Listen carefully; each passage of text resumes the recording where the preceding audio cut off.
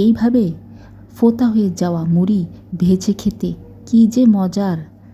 যারা কোনো দিন মুড়ি ভেজে খাননি তারা আমার আজকের এই রেসিপি ফলো করে যদি মুড়ি ভেজে খান অবশ্যই আপনাদের ভালো লাগবে। আসসালামু আলাইকুম। অনেক সময় আমাদের বাসায় মুড়ি ফোতা হয়ে যায়, এই যেমন আমার তলানির মুড়িগুলা ফোতা হয়ে গেছে। এখন তো চাইলেই এই মুড়িগুলো ফেলে দিতে পারি না, জিনিসপত্রের যে দাম, তাই ভাবলাম মুড়িগুলো একটু ভেজেই খাই। সেই কথা মতো পেঁয়াজ কেটে নিলাম, কাঁচামরিচ কেটে নিলাম, আর সাথে নিলাম শুকনা মরিচ। কড়াই গরম হলে এর মধ্যে দিয়ে দিব সয়াবিন তেল। সরিষার তেল দিয়ে করতে পারলে বেশি ভালো হতো, যেহেতু বাসায় সরিষার তেল নেই তাই সয়াবিন তেল দিয়ে করছি। তেল গরম হলে দিয়ে দিলাম প্রথমে শুকনা মরিচ, এরপর দিয়ে দিব পেঁয়াজ কুচি, দিয়ে একটু লাল লাল করে ভেজে নিব। এখন জিনিসপত্রের দাম বেশি হতে আমাদের নিত্য নতুন রেসিপি তৈরি করতে হয়।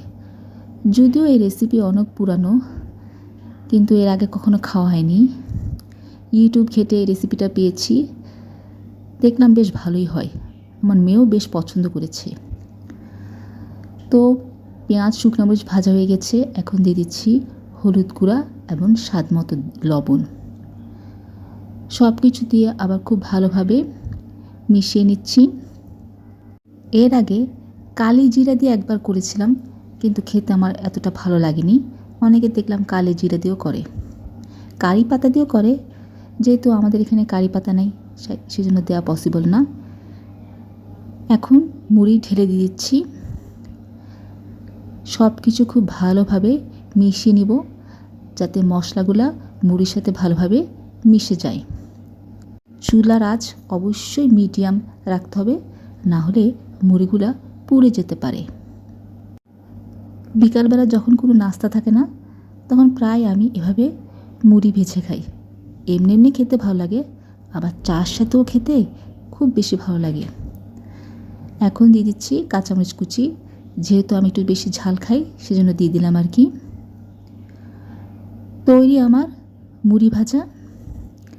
এখন বাটিতে ঢেলে নিচ্ছি, না হলে কড়াইয়ের গরমে মুড়ি সবগুলো পুড়ে কালো হয়ে যাবে।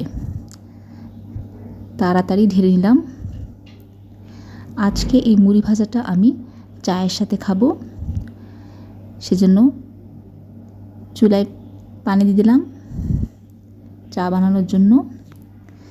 দুধ চা খাওয়া তো অনেক আগেই ছেড়ে দিয়েছি, তাই রং চা বানাচ্ছি।